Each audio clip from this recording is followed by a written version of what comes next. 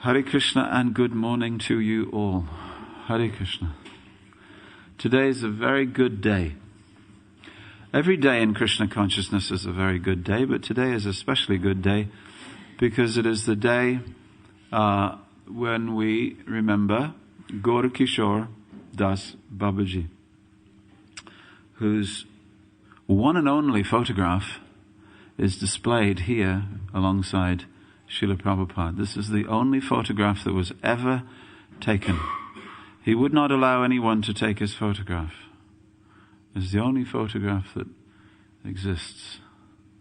So, I would like to say something with your permission and blessings about his holy life and why he occupies such an important position in our disciplic succession, because on these days in particular, by meditating on the qualities of the holy person, the spiritual teacher in the disciplic succession, we can begin to understand two things. One is just how devoted they were to Krishna and how we can perhaps follow them so that we can become devoted to Krishna, because we are known as devotees. Devotees, if you look it up in the dictionary, means a person who has no other interest. No other interest. If I'm devoted to something, that's it. From the moment I wake up in the morning to the moment I go to sleep at night, I think about this. Prabhupada has said, being a devotee of Krishna, or Krishna consciousness, means four things. What did he say? He said, always think of Krishna, become Krishna's devotee, worship Krishna, and bow down. Offer your obeisances to Krishna. He said, this is Krishna consciousness. So it's quite simple. But it's hard, isn't it? How can something so simple be so hard? If you're sitting at a dinner table and someone says something simple like, can you pass the salt, please? It's a very simple thing. You just reach out, you pass the salt. But if someone says, this is all you have to do, always think of Krishna, it's very easy, just do it. As people have on their t-shirts these days, just do it. Just do it. But it is not that simple to always think of Krishna. Why? Because I like to think of me. And you like to think of you. And together, we don't like to think of Krishna. If I think of you, I'm thinking, what can you do for me? And sometimes if you think of me, you're thinking, what can he do for me? So first of all, we only think of ourselves. And when we think of each other, we think of each other in terms of what they can do for me. And in this way, we are not Krishna-centered, we are self-centered. And therefore we're not Krishna-conscious, we are self-conscious. Now sometimes people say, how can you possibly be Krishna-conscious all the time? Because we have to eat, we have to sleep, right? We have to shave, but not in a kalashi. We have to go shopping. We have a career.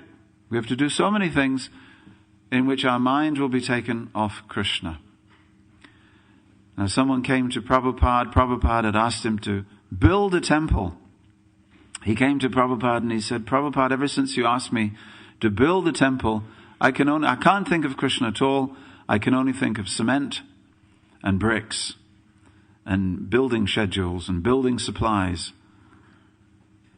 And Prabhupada said, yes, this is Krishna consciousness.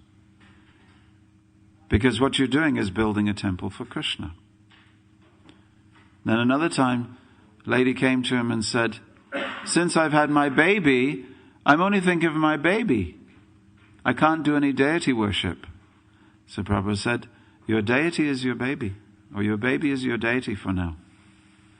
But you have to build things in Krishna consciousness. You have to look after children in Krishna consciousness. And what does that mean? I'm doing this for Krishna.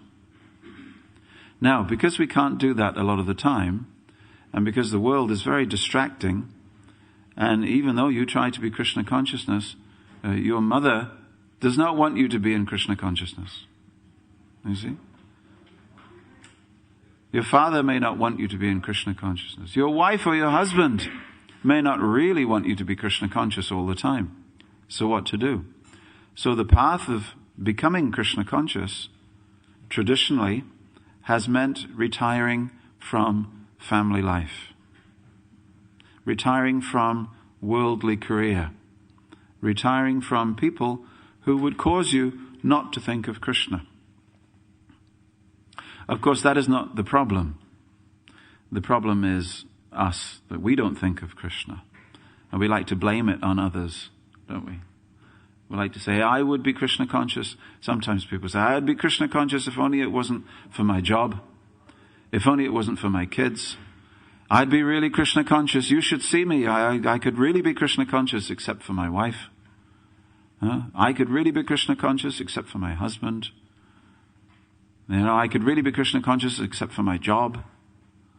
You see? Sometimes people say, I could really be Krishna conscious if it wasn't for ISKCON. I could really be Krishna conscious, but it's just living in this temple. People say that to me. I could really be Krishna conscious if I wasn't living in the temple. You see. You test me. You see.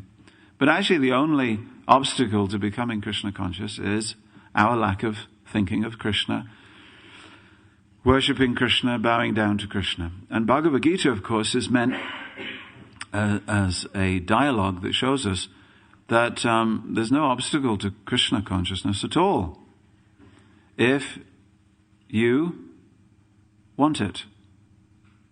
You see? If you want it.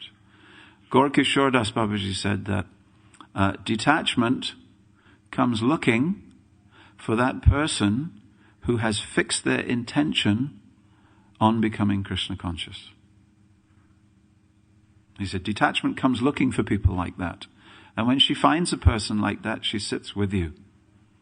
So Mother Detachment will sit with you and look after you nicely if you declare, if you make that firm resolution, that sankalpa, I want to be a devotee of Krishna and nothing else.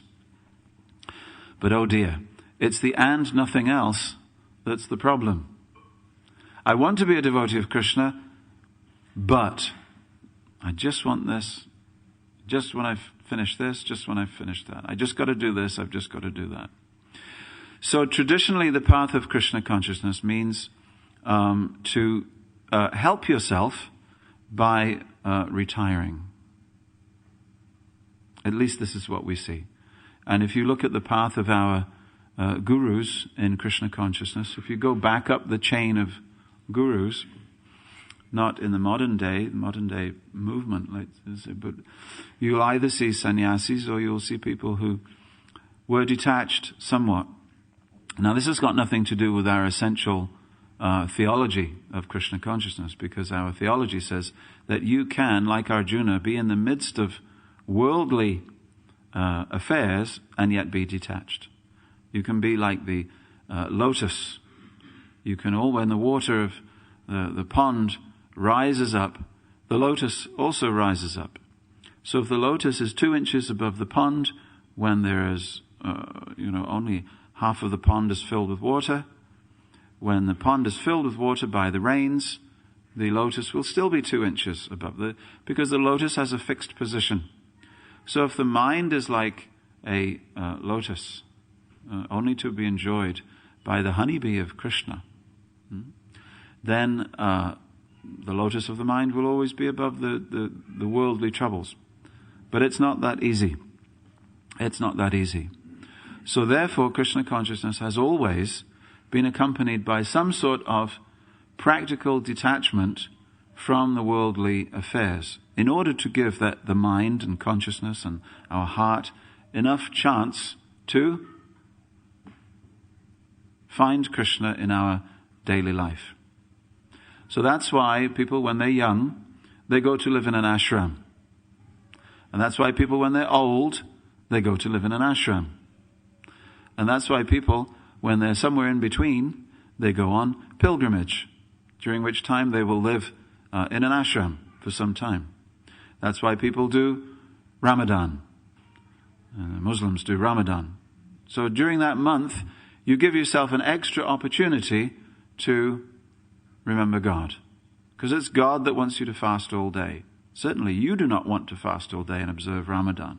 But because God wants you to do it, every time you don't eat, you will think, God wants me to do this. Allahu Akbar. So that month gives you an opportunity.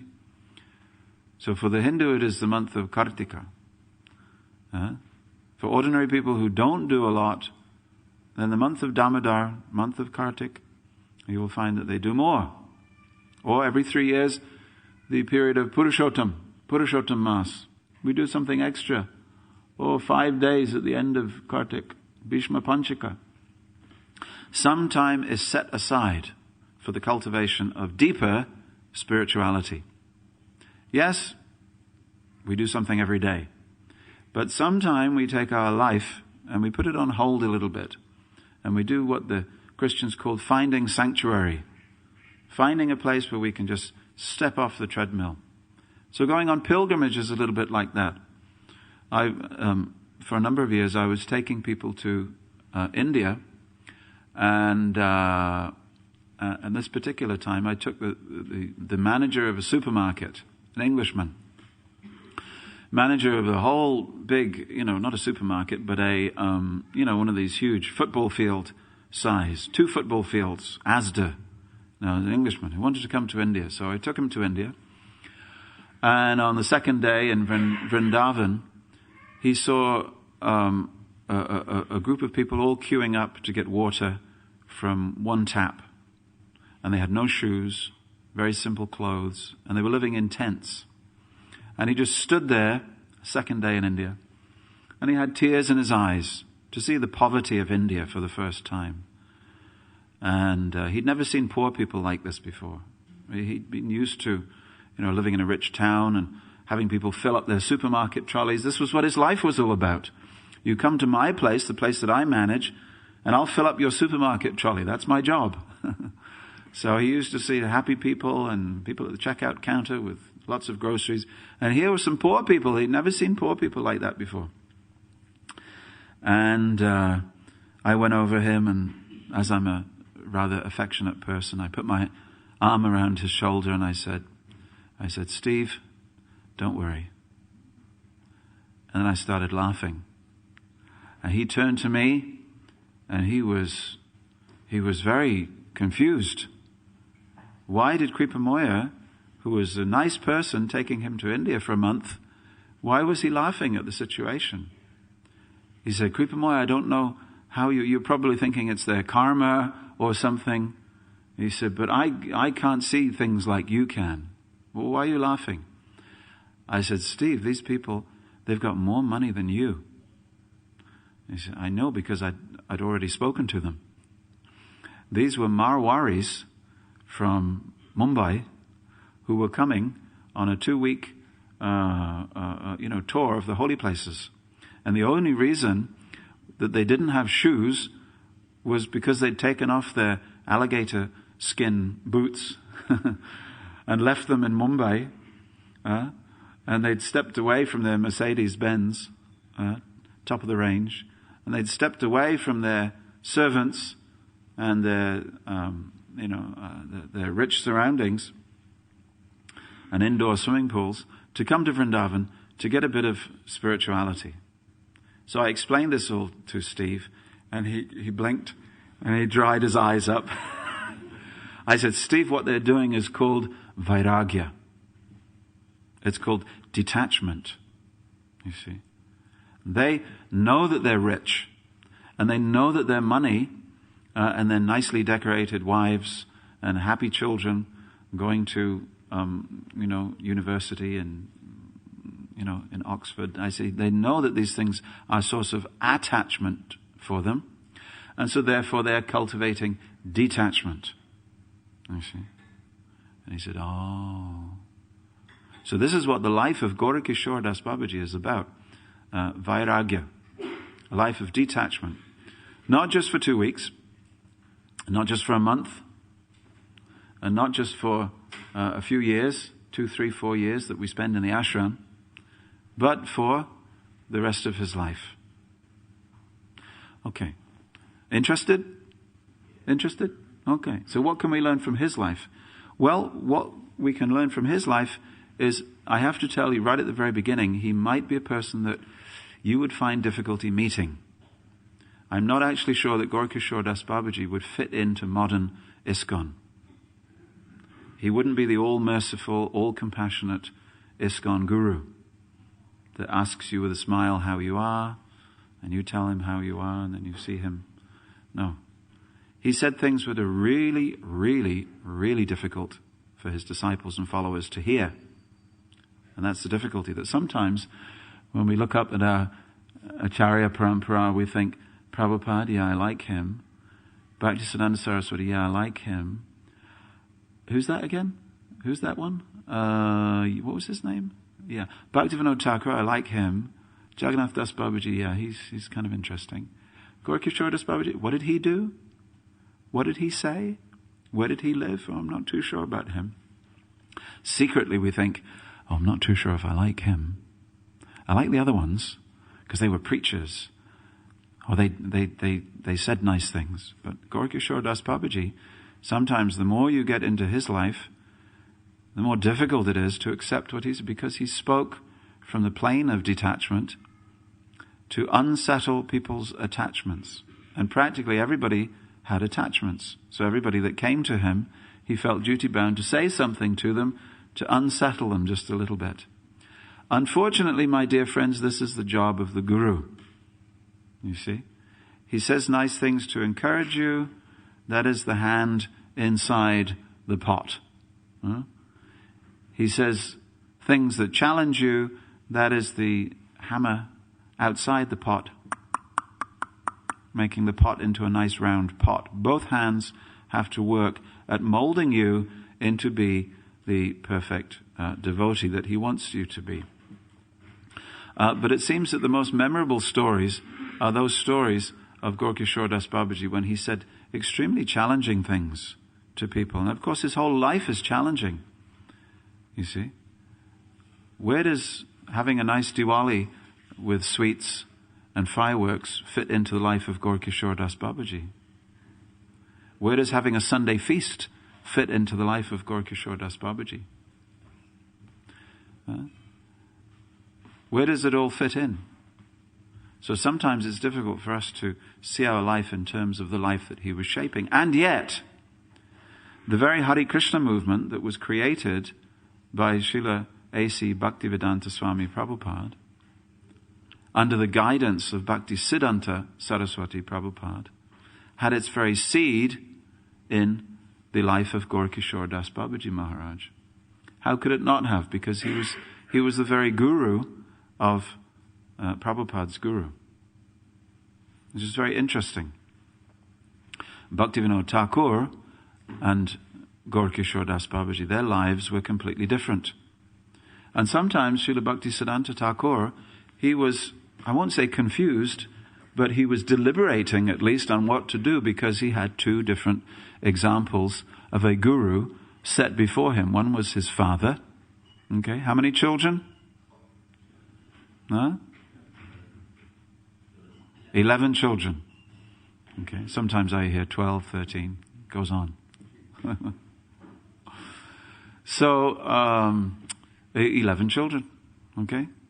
So many children, very much you could say externally a worldly life, very much working in the world, householder,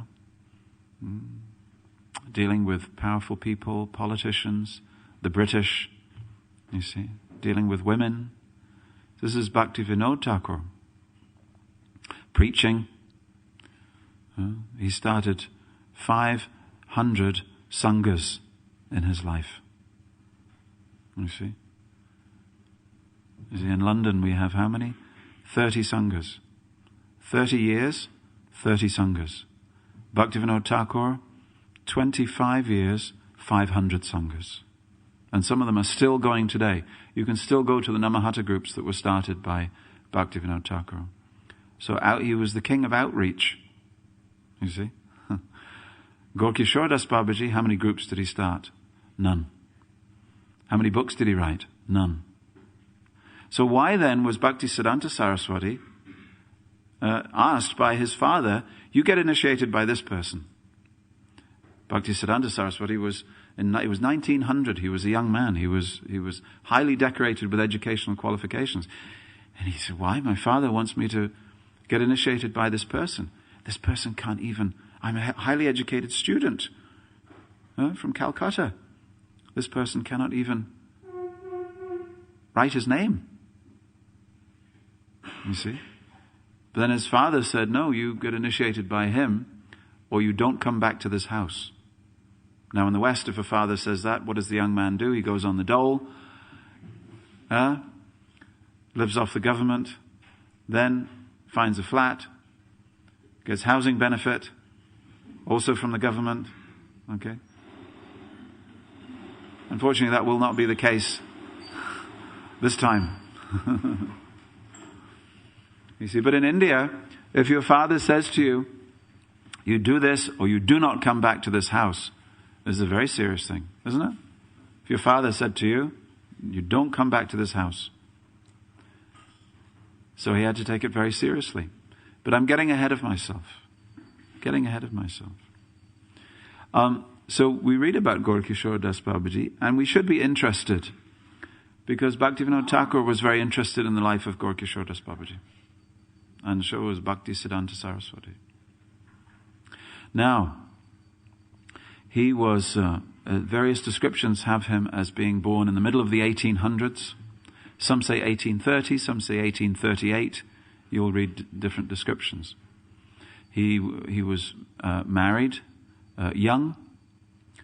His wife died when he was 30, but he was living the life of a grain merchant.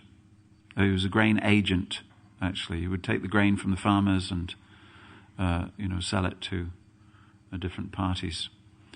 So this was his life. His wife died, and he saw that as an opportunity to go to Vrindavan. He was born in what's now a place near, it was called Vigyan, or Vigyaya, near a place called Faridapur, which is now in Bangladesh.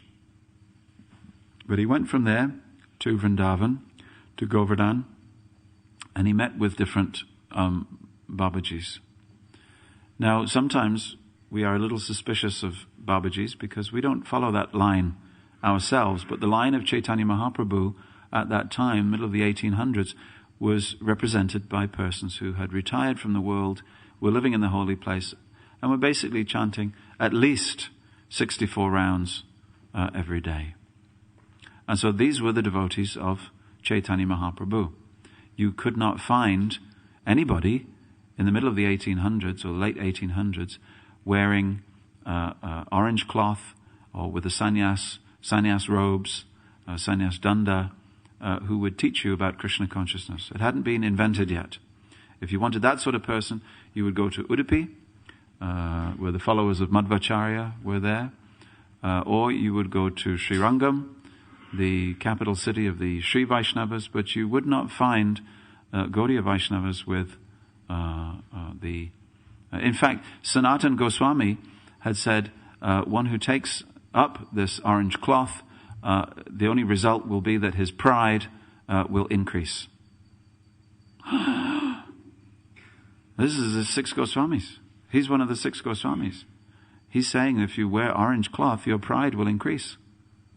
Oh, what are we going to do? So, in the disciplic successions coming from the Panchatattva and from the 6 Goswamis, and there were different disciplic successions. There's like a forest of disciplic successions. They all came in different disciplic successions just to make things complicated. From our point of view, we have one disciplic succession going from Prabhupada back to Lord Krishna. And when you really examine it, you will find a forest of different disciplic successions in which our 32, 33 names zigzag, from this branch to this branch to this branch. So, Not that that matters to us, that disciplic succession has been established by Baladeva Vijayabhushan and reasserted by Bhaktisiddhanta Saraswati after him. And of course he wrote that song, Krishna hoite chaturmukha, hoy Krishna sevan mukha. This is Bhaktisiddhanta Saraswati describing our Guru Parampara. So this is what we meditate on, that line of gurus. But of course, Gaur Kishor das Babaji was not initiated by Bhaktivinoda Thakur. He was not initiated by Jagannath Das Babaji, but he was initiated by Bhagavat Das Babaji, who is a disciple of Jagannath Das Babaji. Where is Bhagavat Das Babaji in our disciplic succession? Gone. He's gone. He's been airbrushed out. We don't know why. We don't know why. Anyway, there are stories, but we don't know why. So in this way, the disciplic session that we have is our meditation on the teaching of pure Gauranga Bhakti. Not just devotion to Krishna, but pure devotion to Chaitanya Mahaprabhu. And there's nothing wrong in that. So this is how we trace the line of pure devotional service in the line of Chaitanya Mahaprabhu. But there were not always, there was no traveling sannyasis, there was no institution, there was no movement to join. These days, I've just been to India for 3 weeks, and I remember a time when I used to tell people with great pride, I used to say, and do you know, we have almost 20 branches of ISKCON in India, all over India. And their eyes used to go like that. Meaning that very authentic movement, even the Indians are taking up Krishna consciousness along the lines of Gaur Kishor das Babaji, Bhaktivinoda Thakur, etc., etc. Now, you know how many branches of ISKCON there are in India? Big and small. 72. 72 branches we have. Practically speaking, everyone in India, it's a phenomenon. Everyone in India has either seen a television program about us, heard our name, which they always go, oh, Hari Ram, Hari Krishna, or they've heard of the ISKCON midday meals program, or they've seen Abhay Charan on the television, or they've seen some stolen BBT art, or they've seen our devotees doing what other speakers on Krishna, whose names I will not mention, but they're very famous, and they can fill a big tent in Wembley every year or two. They say that anyone who goes on Harinam is behaving incorrectly because they are taking their deepest religious feelings and they're putting them on show. You see? So this is what we are up against. We have a Gujarati community in London, and on one hand they're going to listen to someone who says, do not go on Harinam Sankirtan. And on the other hand, we have ISKCON who's saying, do go on Harinam Sankirtan. So there's a tug of war going on between these theological principles. Who do you think is winning? I'll leave that for your meditation. So here is this huge movement called ISKCON, which you've heard of, and you go any branch of Hari Ram, Hare Krishna, and you know that you will be dealt with at least hospitably. There will be some prasad.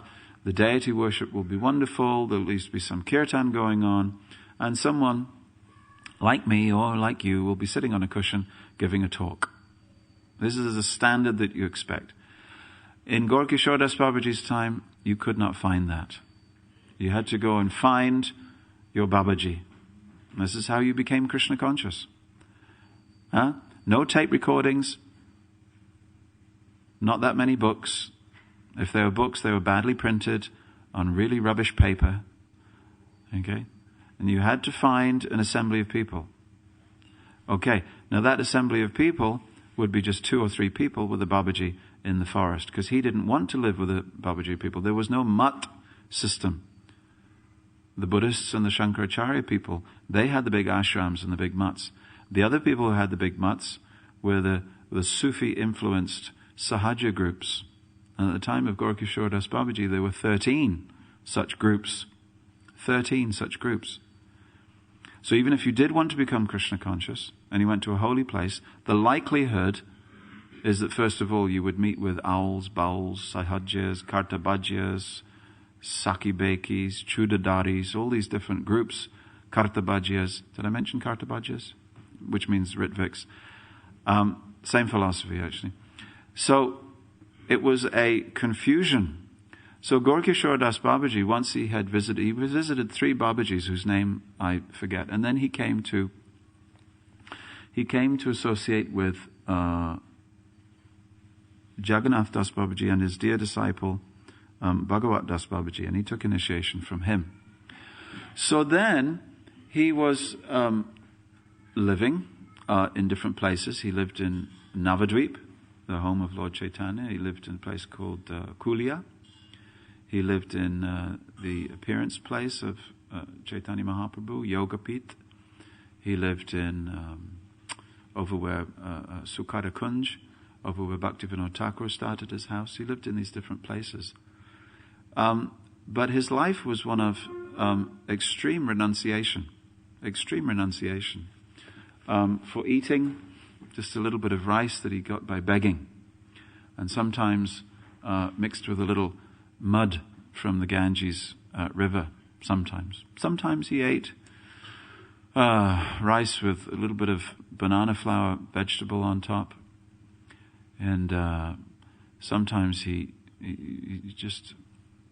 dressed in the cloth that was left behind after a body had been brought to the burning ghats. He would take that cotton cloth, he would wash it out, and he would dress in that cloth. Sometimes he would have no clothes at all. He lived in a little bamboo shelter. That's all you can call it, really. Just a little bamboo shelter. And when someone once presented him with a quilt, he put it on top. He didn't use it to wrap himself. He couldn't do that. He wanted nothing to do with the affairs of the material world. No enjoyment whatsoever. And they said to him, "How will you keep warm?" And he said, "When the cold air comes and sees the quilt on top of my bamboo shelter, it will run away frightened." This was his logic. So sometimes he would go, and people always used to come to him. But we can see how his dealings with the world were by how he dealt with people. So one time a person came to him and said, "You're a Babaji. You're chanting incessantly. We know that you know. You're very devoted to Radharani." There was one song that he used to like to sing about Radharani, written by Raghunath Das Goswami. Actually, I should say that one person came to him and said, "What is the secret of? Can you tell me the secret of life? The meaning of life?" And he said, "Yes, the meaning of life you will find in 2 books." He said, "You can go into the marketplace. The meaning of life can be had for," and then he mentioned a price, a few paisa. He said, one of them is Prema Bhakti Chandrika, and the other one is Prema Vivarta? No. Prarthana. He said, if you read these 2 books, he said, you'll know everything. So then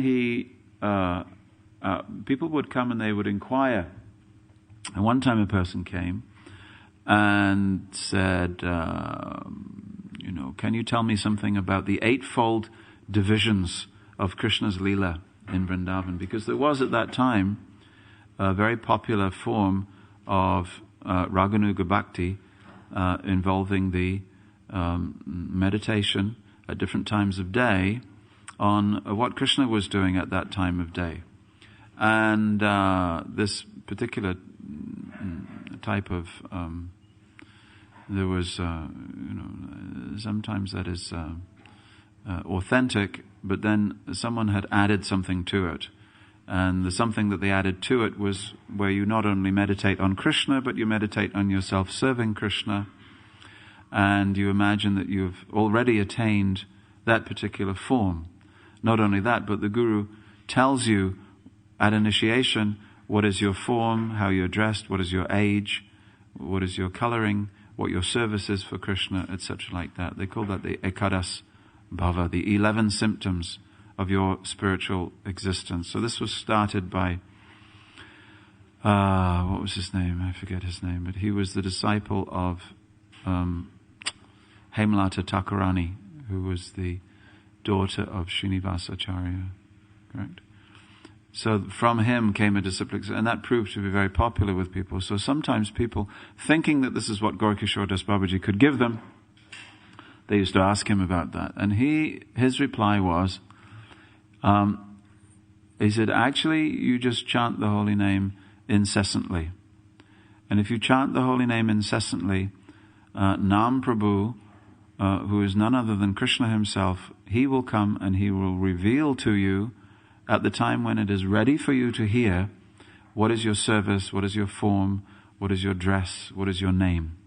He said, these things will all be revealed to you.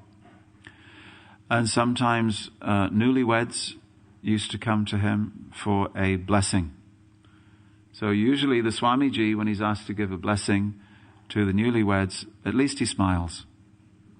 And he says, I hope you will be very happy, and I bless you to have a happy married life. And remember, when they came to Gaur Kishor das Babaji, he said, how will you find happiness?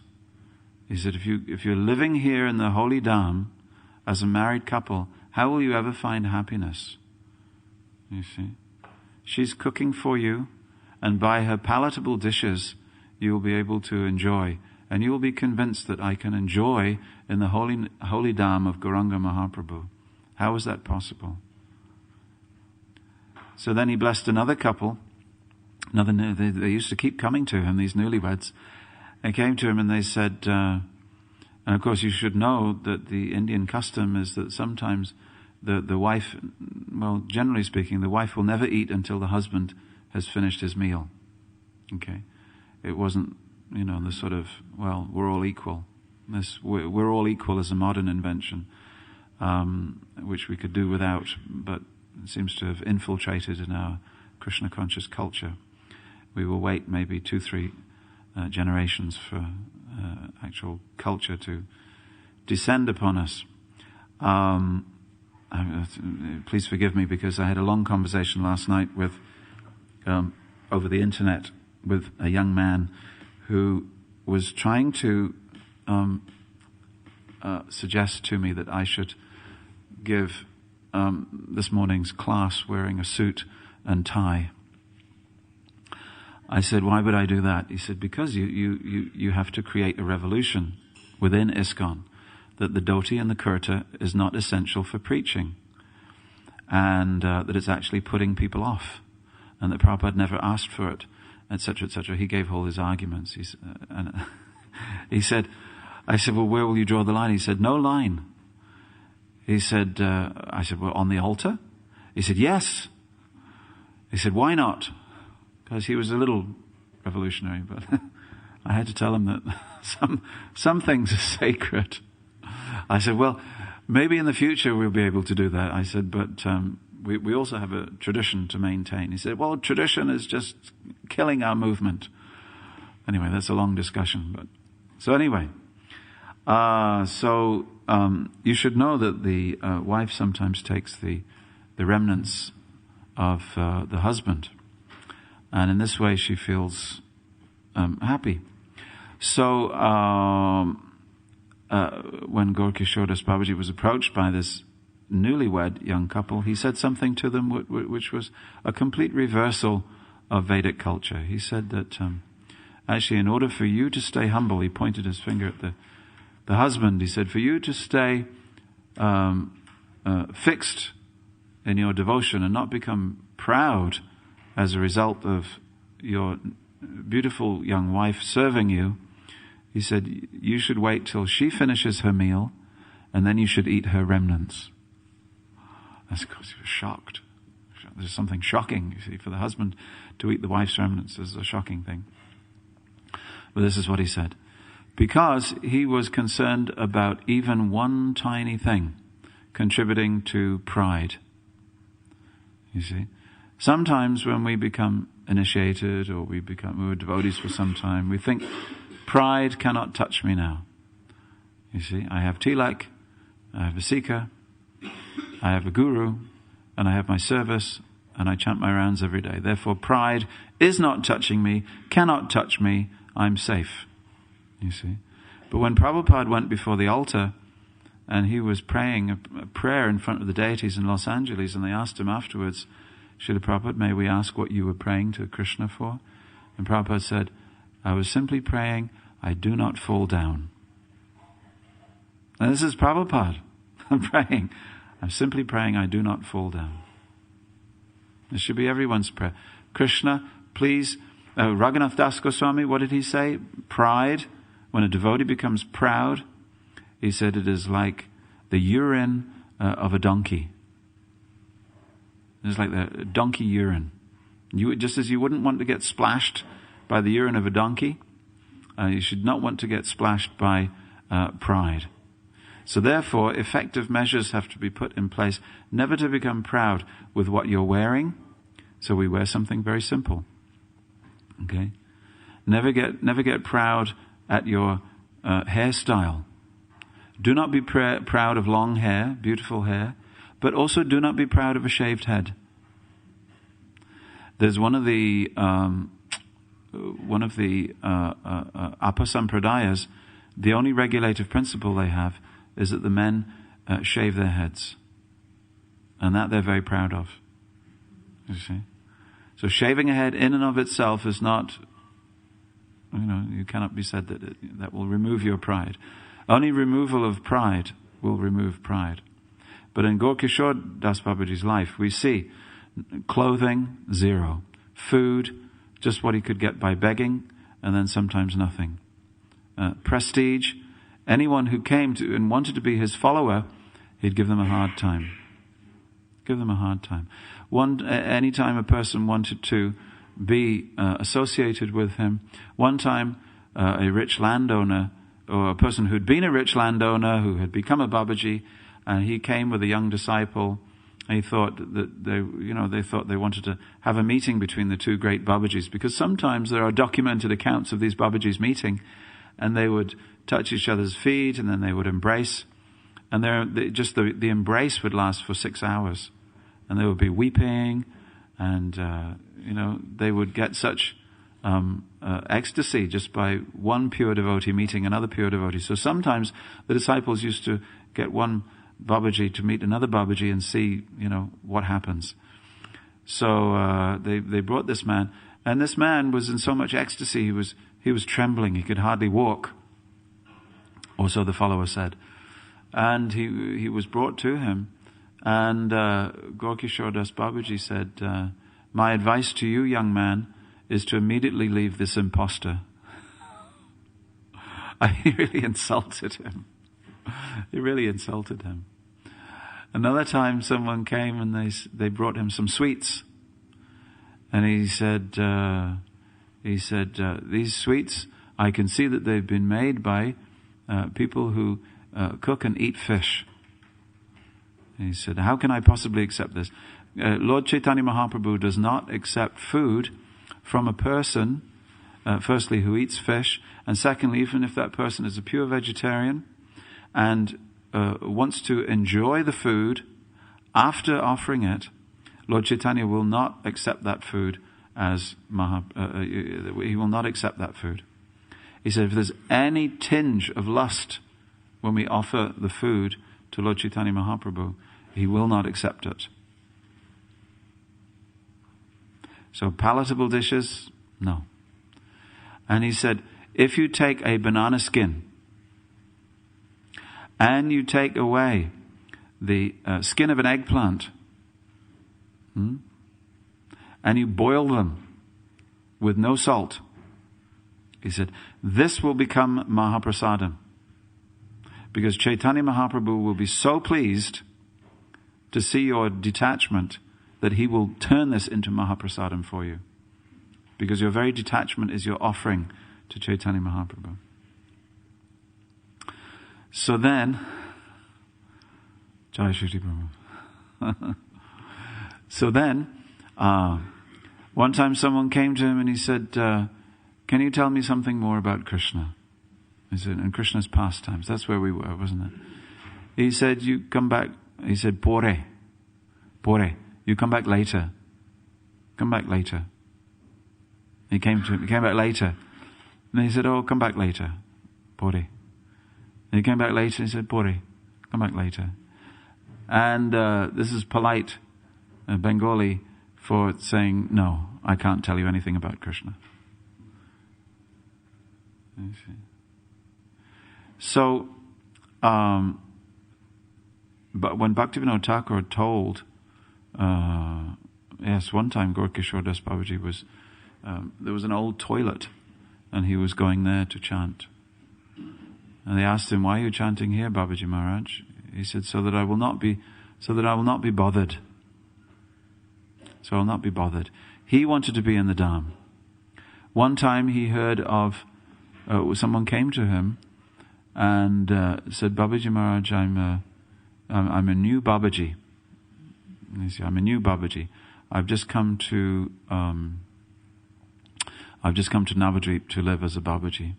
He said, live? Where are you living? He said, oh, there is one man, and he has purchased 3/4 of an acre off the local Rani. He said, how is that possible? How can a Rani own Chintamani Dham? This is Chintamani Dham.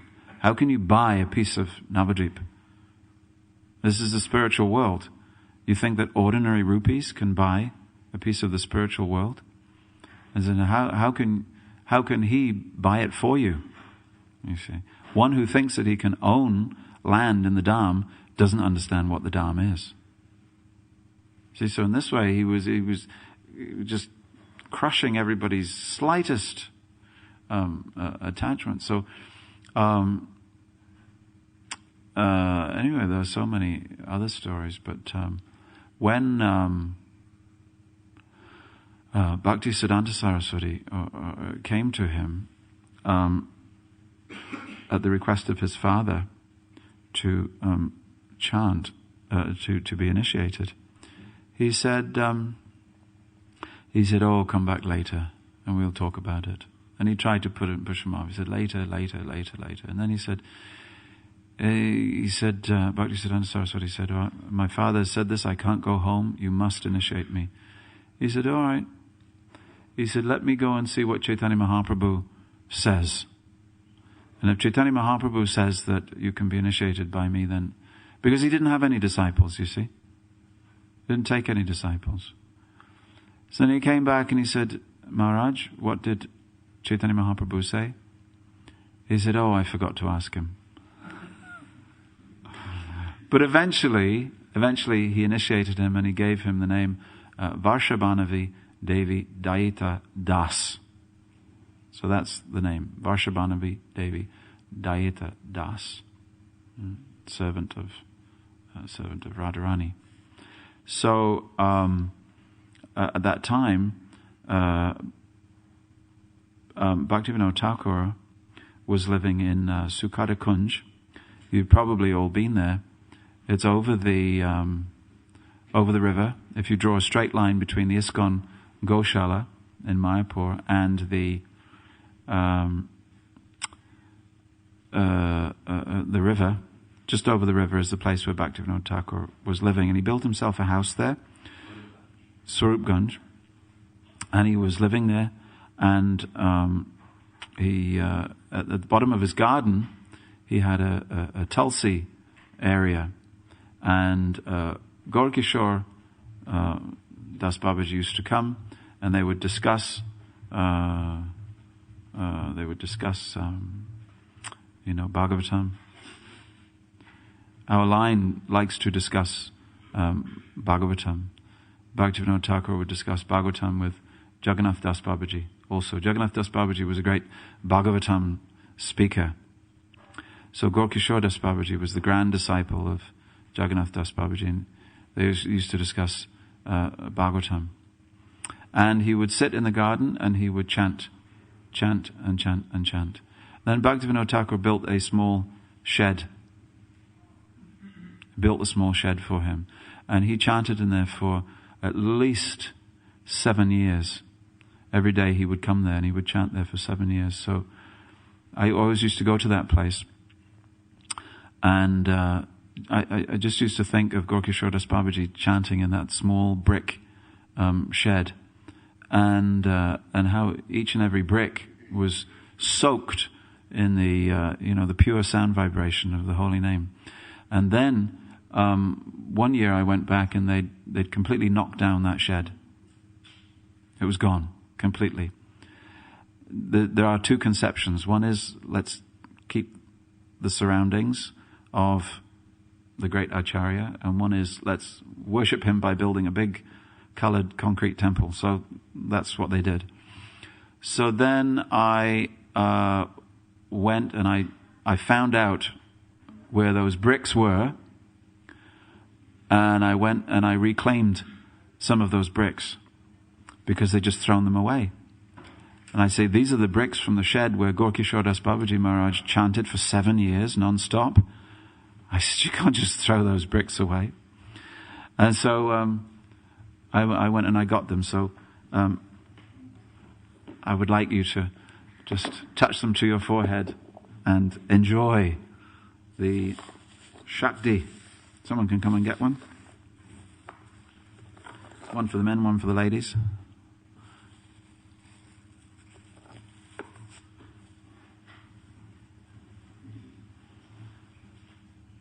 So they were being used actually as hardcore. They're being used as hardcore for something else. And I got there just before they poured cement on them. So I was meant to be there. So Bhaktisiddhanta Saraswati Thakur, he was initiated in 1900, and then he went to live in Navadvip, and of course you know the story that what year did Gaur Kishor das Babaji pass away? 1914, 1915, like that. So Bhaktisiddhanta Saraswati, he had two great examples in his life. One was his father, Bhaktivinoda Thakur, who was a great preacher, publisher, etc. And the other was Gaur Kishor das Babaji, who was a great renunciate and a great, if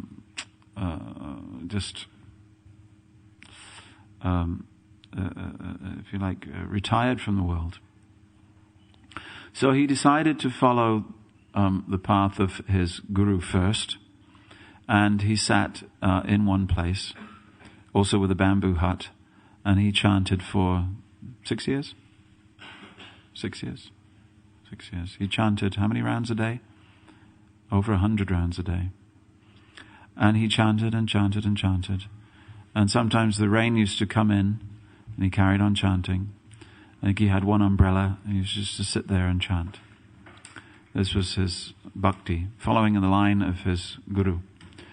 And then one day, the story goes that he saw a scrap of paper, and on that scrap of paper was written something that impelled him to become a preacher. And then his life changed, and he became a preacher and began his movement, his Gaudiya movement. But of course, when his Guru Maharaj departed, the Babaji Brotherhood, if you like, who really were, if there was any organization that Gaur Kishor das Babaji was a member of, it was the sort of Babaji Brotherhood that was there in Navadvip at the time. There was not a group of disciples to come and claim the body and build a samadhi, etc. And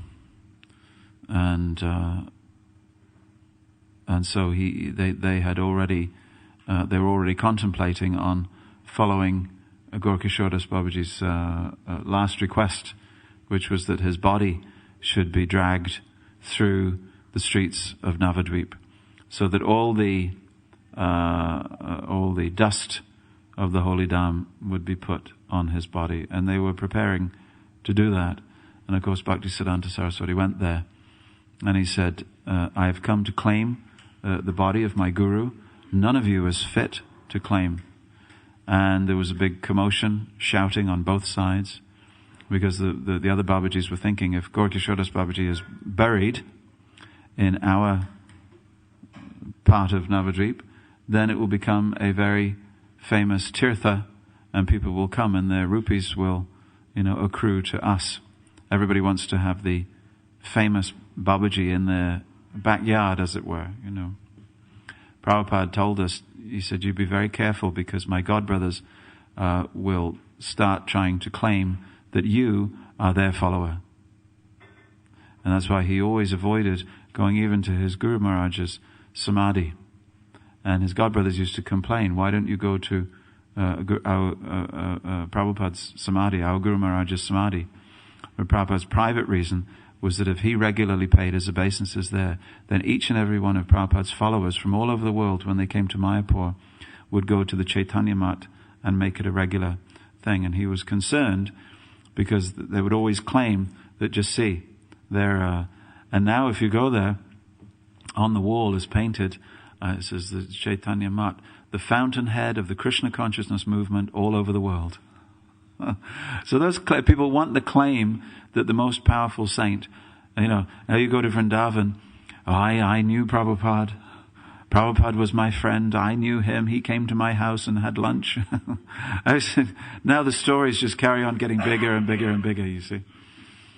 Actually, most of them told Prabhupada, what are you doing going west? You see, that's not a good thing. Sannyasis shouldn't cross water. You're going to die in America. You see, but now everybody knows Prabhupada. Everybody knew him. He's my Shiksha Guru. He's my, I know Prabhupada. You don't. These claims are there.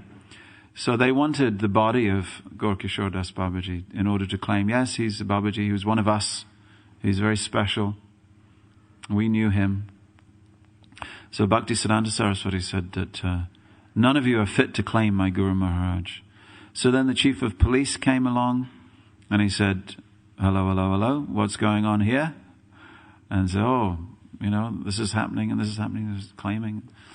So then he said, well, what's your story? And then Bhaktisiddhanta Saraswati said, anyone who has not had illicit sex in the last 6 months, he said, you come here and you claim his body. And no one moved. He said, 3 months. 1 month. In the last 3 days. You see. And no one came forward, and there was a lot of fidgeting, and people started moving away because they knew that Bhaktisiddhanta Saraswati was a pure person. The account at the time said he just radiated. He just radiated. People could look in his eyes and see this person. And so the samadhi was in one place, and then some years later the rain came and flooded the river, and it washed the samadhi, began crumbling, falling into the river. So Bhaktisiddhanta Saraswati was alerted, and he came there, and he took his spiritual master's remains and reinterred them in the Chaitanya Mat that he had established, which is just up the road from the Yoga Pit. And so this was his headquarters. And you can go there today and you can see the murti of Gaur Kishor das Babaji and take his blessings. So today is his disappearance day, and we pray on this day. We pray in many ways. There's no breakfast, is there? The thing is, I forgot to bring my glasses, and I just wanted to read to you, but I will need someone to help me. We can sing the following prayer though. Nama Gaura Kishoraya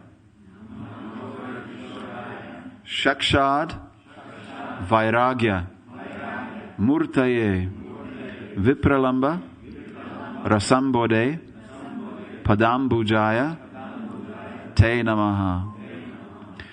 I bow to your lotus feet, Shrila Gaur Kishor das Babaji, the embodiment of renunciation and the ocean of sacred rapture in separation.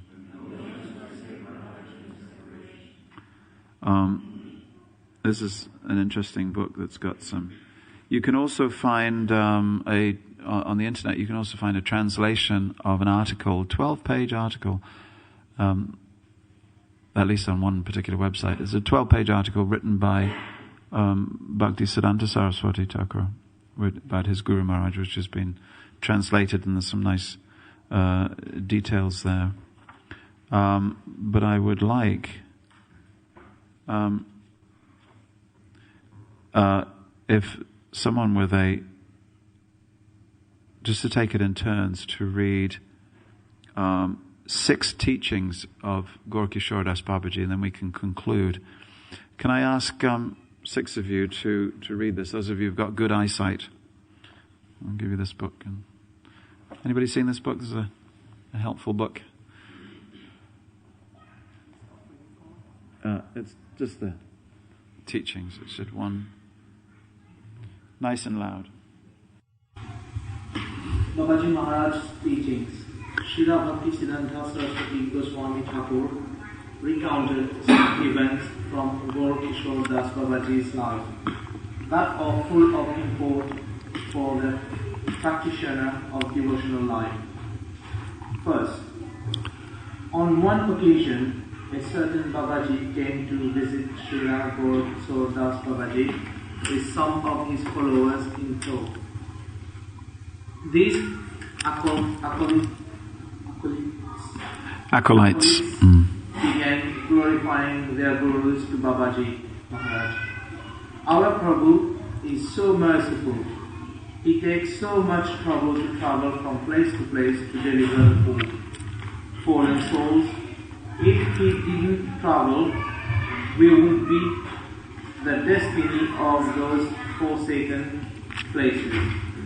Babaji Maharaj immediately became cross and answered, if someone makes a pretense of delivering the world when in fact he is only interested in making money and garnering prestige, he not only does no one any good, but falls down for having cheated others. Sure. One day a few devotees were describing the expertise of Louder? One day a few devotees were describing the expertise of a particular lecturer on the Bhagavad. Babaji Mahasaya knew that this individual received money for his service. He said, this fellow does not explain the Bhagavad or the scriptures of the Bible. He is simply speaking on the sense gratification. He is simply speaking on the sense gratificatory scriptures. He isn't chanting Gaura Gaura or Krishna Krishna, but money money. It has nothing to do with bhajan. The end result is that the true Vaishnava religion is obscured. Nothing good can come from it. Indeed, the world will be harmed by such preaching.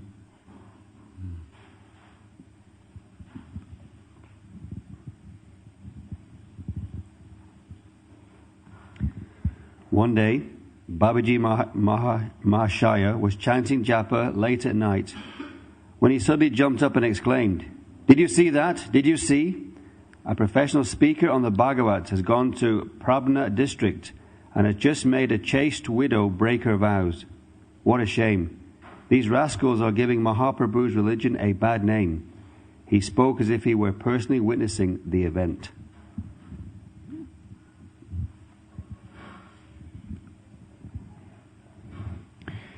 The owner of the Navadip Dharmashala was a certain Girish Babu.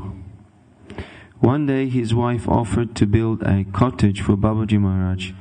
He answered, "I have no problem sleeping under the straw shelter on a boat.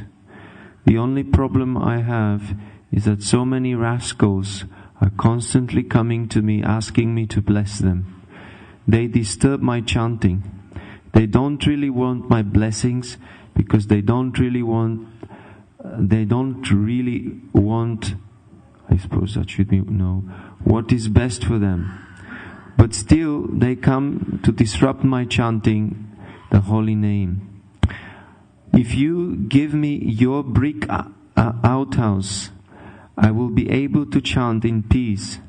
No one will come to bother me there." When he realized that Babaji Maharaj was serious, Girish Babu immediately had the outhouse purified with cow dung and brought in the mason to completely redo the building.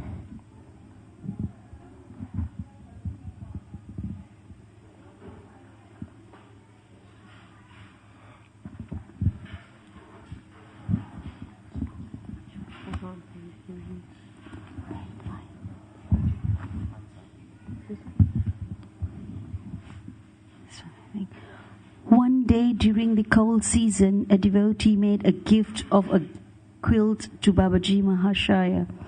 But rather than wrapping himself in it, he simply draped it over the tiny bamboo shelter under which he slept. When asked why he did that, he answered that the cold would go away simply upon seeing the quilt.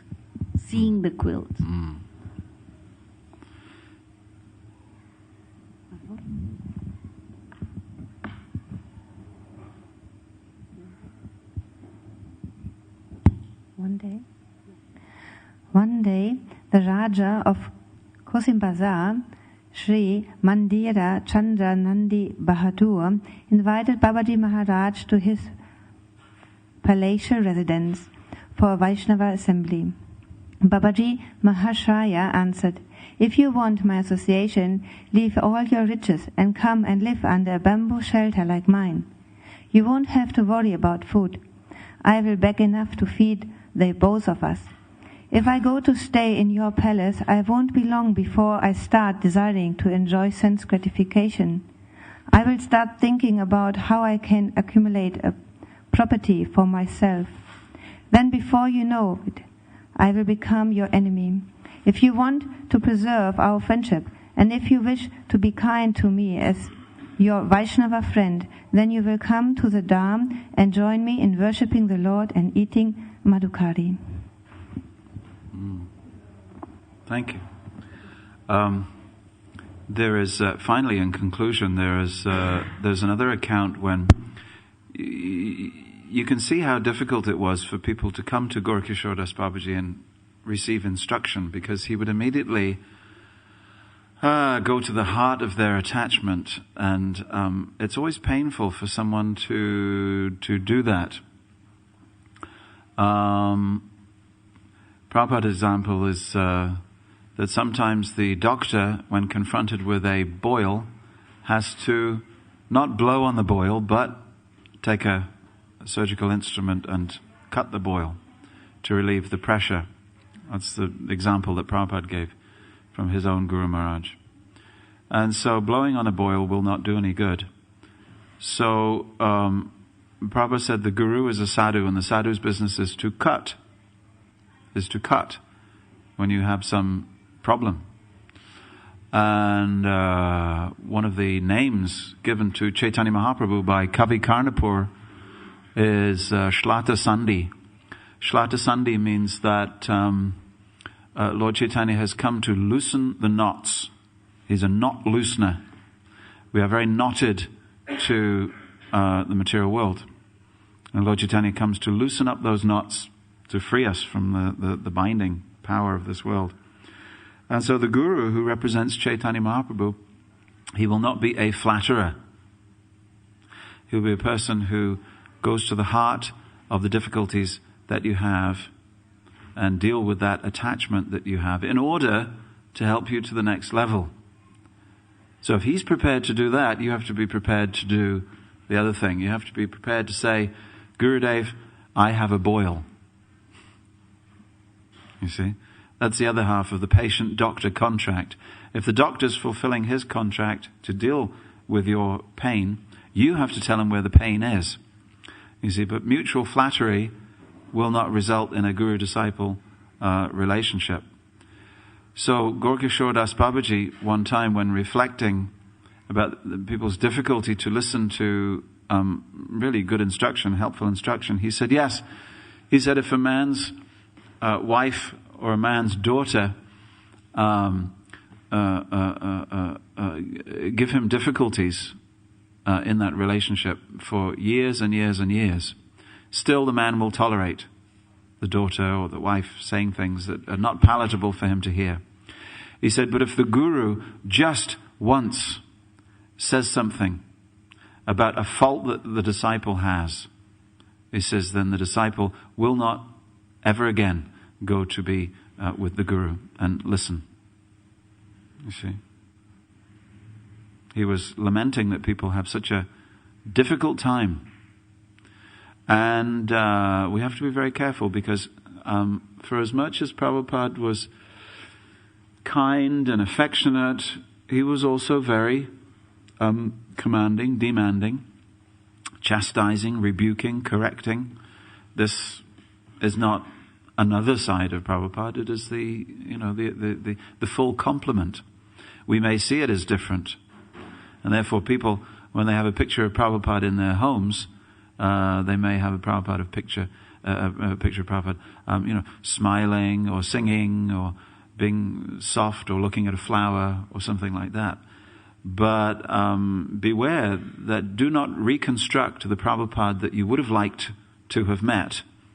To understand that Prabhupada could be as Gaur Kishor das Babaji was, and as his own Guru Maharaj was, hard as a thunderbolt, as well as being soft as a rose. And unfortunately, sometimes today, disciples who become initiated in our International Society for Krishna Consciousness, they really like to be treated like roses all the time, and they like the Guru to be like a rose. And then they leave aside the fact that the Guru sometimes has to reprove, correct, rebuke, chastise. These things have to be done. So then it falls upon the local devotee who actually sees the disciple from time to time to actually make the correction. But this sets up a dichotomy, because then the disciple thinks, my Guru would never speak to me like that. Of course, the disciple only sees the Guru once every year, and then it's a very nice meeting, because the Guru has to be the place of last resort, if you like, the last shelter. It has to be like the birch tree, the silver birch tree on the way up to the Himalayas, the very last tree. Way above the tree line, you'll find this solitary silver birch, and it's the last tree to give you shelter on your way up the Himalayas. So sometimes the disciple needs the Guru to be the last person to give ashraya. But at the same time, if Gurus do not correct their disciples, then the disciples will grow up crooked. And if the disciple in the same way doesn't allow the local Vaishnavas, senior persons, to correct them in the name of, my Guru would never speak to me like that, then we have a whole movement full of crooked people. So this is something, I'm not suggesting that, I'm not putting myself forward to be the one who will do the correction, because you have to be pretty straight if you want to correct someone else. But just accept this as a principle in spiritual life that was exemplified in the life of Gaur Kishor das Babaji. And from time to time, we need to hear something about ourselves which will be painful. You see? But Bhaktisiddhanta Saraswati Thakur said that those persons who speak to me like this, they are my true friends. Those who flatter me, they're not my friends. But those who correct me, they are my true friends. So if we think of Gaur Kishor das Babaji Maharaj today, we should think of this extreme renunciation, completely devoted to Lord Chaitanya, serving in separation from Srimati Radharani. One of his favorite songs is a beautiful song to Radharani.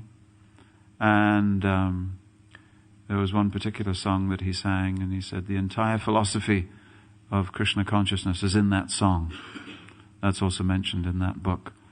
And it was a song, again, in which the singer corrects himself, saying, why have I willingly drunk poison? Why have I not taken to the shelter of Chaitanya Mahaprabhu? Why have I become deviated with all sorts of different enjoyment within this world? Why have I behaved like this? Why have I given myself only sorrow? So that is Gaur Kishor das Babaji's mood. And he is where he is in our Guru Parampara for a very strategic reason. And therefore it behooves anyone in the life of representing the Guru Parampara, as we all do as preachers, to, from time to time, to issue what might be tough talk, but if you issue tough talk after a prolonged period of affectionate dealings with someone, then they will listen to you. You see? When George Harrison, after being very affectionately dealt with by Shyam Sundar and others for some period, he criticized Prabhupada. He said something that was, a direct criticism of Prabhupada's motivation in preaching Krishna consciousness. And at that point, Shyam Sundar just took hold of his lapels on George Harrison's coat and he pushed him up against the wall and he said, "Don't you ever speak about my spiritual master like that." And he left the room and George left the room, and then George came back later and he said, "Well, I can see you're not after me money." Because if you were after me money, you wouldn't have treated me like that. So George actually became very convinced that the devotees were being real with him, because they didn't want to flatter him, because he was surrounded by people who flattered him. And here was someone who just told him like it was. "You've said something wrong now. You shouldn't have offended the pure devotee." You see. And I think it's something that sometimes we may do with each other, or these days we may do it over the internet, but we may not do it with a person. You see, it's the very opposite of flattery. If you're trying to get someone's affection, you'll flatter them. If you're trying to get someone's money, you'll flatter them. If you're trying to just keep a disciple in Krishna consciousness, there's a tendency to flatter them. But really what everybody needs is a good stiff talking to occasionally. Krishna sets the standard for that. We call it confrontational counseling. It's not the unique preserve of the therapists, but it's a conversational technique, and sometimes it's required. Jayatirtha, when he was here, told us a story of coming into Prabhupada's room. Prabhupada was singing, and he had to play kartals along with Prabhupada. And so he was accompanying Prabhupada, and Prabhupada stopped him. He said, "You're playing too fast." So then Jayatirtha slowed down. And he said, "Now you're playing too slow. Can you not even play the kartals?" And at that point he just felt completely crushed. You see, because previously Prabhupada had glorified him. He said, "Such nice, wife is the goddess of fortune. You're doing wonderful work here. Spiritual sky incense. Wonderful, wonderful, wonderful, wonderful." And then just to balance it, Prabhupada said, "Can you not even play the kartals?" You see. Now, it's not that the Guru does that because he wants to play with the disciple's mind and he's having some entertainment from that. But actually it's a corrective measure, so that the disciple does not grow up crooked. So from time to time we need to either read something not helpful about ourselves, or hear something not helpful about ourselves. Not too much. When you get depressed. But occasionally, just when pride is beginning to come in, we need to hear something that brings us down to earth. Otherwise we become a mutual flattery society, which many spiritual organizations do, and that's not helpful at all. ISKCON remains strong because we have genuine spiritual life. And where that genuine spiritual life is not happening, then people become weak. So that transaction always has to be there between the senior to the junior, the teacher to the student, the guru to the disciple. And in this way everybody can move forward. So that are a few of my reflections on the unique contribution of someone known as Shrila Gaur Kishor das Babaji Maharaj in our parampara. And that is why, when we look at our parampara, we should not gloss over Gaur Kishor das Babaji, you see, but we should see him as having made a unique contribution. A unique contribution. Hare Krishna. Hare Krishna. I guess there's no questions. All right, those of you who need to go, there's no breakfast either. Unless you want to go into the village of Lechmore Heath and beg some rice, and then you can have it with some banana skins, which Parshuram will supply for you. Hare Krishna. Srila Prabhupada ki jai. Gaur Kishor das Babaji Maharaj ki jai.